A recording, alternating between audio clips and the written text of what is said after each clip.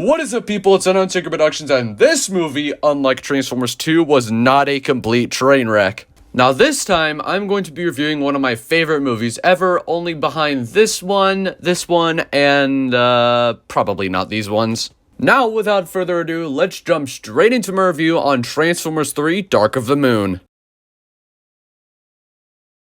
Now, despite this being my second favorite Transformers movie ever, it's probably one of them that I've watched the least, at probably only 7 or 10 times compared to me constantly rewatching 2007 movie or Revenge of the Fallen. Well, compared to Age of Extinction, which I've only watched 3 times, and The Last Night, which I've only seen twice, I can see why I've rewatched it as few times as I have. Actually, there are some other reasons why I've rewatched it as few times as I have, which I may or may not get into in just a little bit. So my initial thoughts when I first watched the movie, which surprisingly was a little under 2 years ago, I would say it's a decent film. Still won't surpass the first movie anytime soon, but it's still in second place, just behind it for being my favorite Transformers movie. I will talk about my thoughts on the story in just a little bit, but for now, let's start by talking about the visual effects. So the visual effects, similarly to all 6 Transformers films that have come out so far, the visuals are quite the spectacle. I mean, it's just cool, giant robots and explosions galore. What else can I say besides that?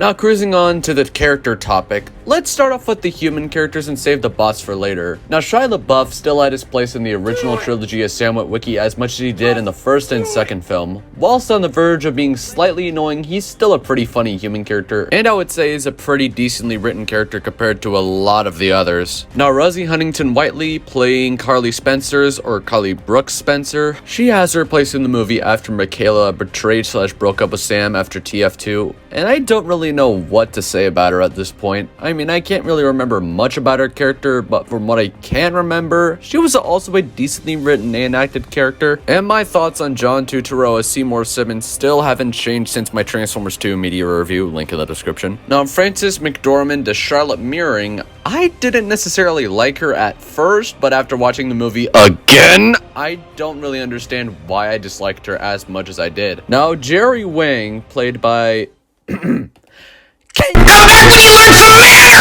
Jerry Wang being played by Ken Jeong, I honestly really like. Despite his weird nature, acting the way he did around Sam for some reason, it was kind of funny to me. And there are a few more human characters that I won't go over right now, like William Lennox and Robert Epps, but let's just say they were there and acted out well. Now, talking about the bots.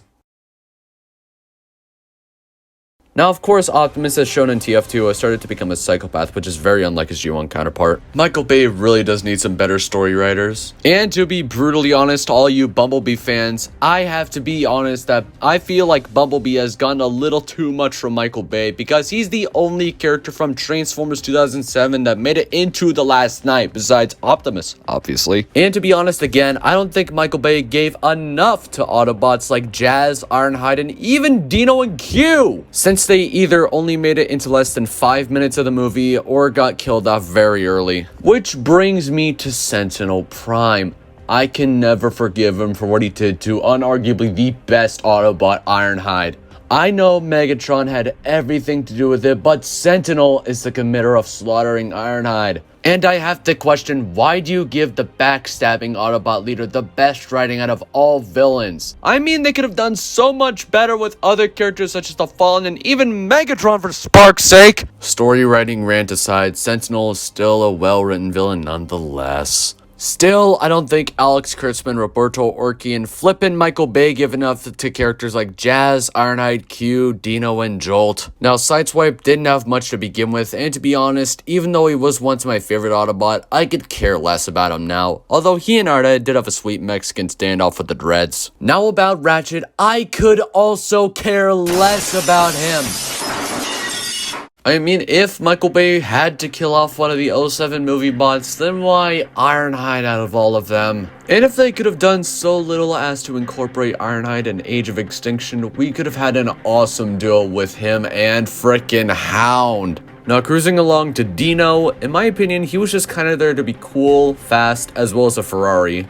Not much more to say. Now Q, controversial opinion incoming, I actually really like the Bay versus take on Wheeljack. Like with the whole inspired by Albert Einstein idea, I actually really do like it. I know Michael Bay's Q isn't necessarily everyone's favorite, but in my opinion at least, I really like the Bay versus take on Q and or Wheeljack. And the Wreckers, Roadbuster, Topspin, and Leadfoot were cool for what they got, but even then, I didn't really care about them too much. Now on to the Decepticon cast. Alright, let's just speedrun this. Megatron was there and beaten up and just did what he did. Starscream never got a chance to be the gaseous sycophant that he is. Soundwave did close to nothing and died too early. Shockwave was there and also died too early. Barricade was there for 5 seconds before fading out of existence. Drillerbot was thirsty. Crankcase got killed by his own weapon. Crowbar barely did anything before getting blasted in the face. Hatchet got only 2 seconds of scream time before getting killed. DevCon existed. Longhaul also existed. Sideways apparently didn't die. Scrapper did essentially nothing. Dropkick was here? Loader didn't do anything, and Brawl is apparently Sandstorm. Nice. So, yeah, lots of the Decepticons were unfortunately throwaway characters, similarly to all Decepticons in Transformers 5. Now I think we're done talking about the characters. Wait a minute! Crap. Voices. Screw it, let's just speedrun. Actually, no. But I'll just do it in a few sentences for each one. Peter Cullen as Optimus Prime is just as good as he was back in the 80s. Hugo Weaving as Megatron is arguably my favorite movie Megatron voice ever. Frank Welker as Soundwave and Shockwave captured them both pretty well. Charlie Adler as Starscream, as his last few movies, did great. Leonard Nimoy as Sentinel Prime was very fitting for such a character. Jess Harnell as Ironhide still had the aspect of his character that I've always liked. Robert Foxworth as Ratchet, despite me not giving a crap for the character, he still did a very good job at his role. James Remar as Sideswipe did very well with his role. Francesco Quinn as Dino did pretty well as the Italian Ferrari Autobot. George Coe as Q did a very good job at his job as the lead Autobot scientist. The Wreckers, who really cares? Okay, now I think we're done. Alright, I'll just do a quick summary of this one. Optimus didn't change much, Ironhide didn't change much either but still looked good, Ratchet suddenly decided to switch colors, Sideswipe is nearly identical to how he was previously, Bumblebee is pretty insecure with his physical appearance apparently, I even forgot the twins existed, Dino looked great, Q looked like Einstein as I previously mentioned, the Dreads were cool, Megatron looks as great as ever, Starscream has gotten a lot of tattoos lately, Soundwave looks good as a Mercedes, Shockwave looks awesome, Sentinel just looks like that one guy you can never trust after you meet him, the Driller is quite literally just a big robo-worm. And yeah, now I believe we're done. For real this time. Now, the story with the whole space race thing from the 60s and the first men on the moon to discover a weird alien ship 11,400 billion times their size, I really don't know what to say. But after that, with the Decepticons, specifically Megatron, really fighting for the restoration of Cybertron, or at least what it originally was, I did like it. Megatron not fighting just to be the bad guy, but for the restoration of his homeworld, I liked infinitely better than the ending we really got. Like, seriously, that ending really showed that this incarnation of Optimus has really become a violent and unforgiving psychopath. And if you wanted to know how the original ending for Transformers 3 were really going to be set up, then check out this SFM on Trans Theory's channel. He makes a lot of very logical theory videos helping to explain all the confusion and misconceptions regarding the Bay films. Linked in the description if you want to go check them out. Now back to talking about the ending Michael Bay, Roberto Orci, and Alex Kurtzman gave us.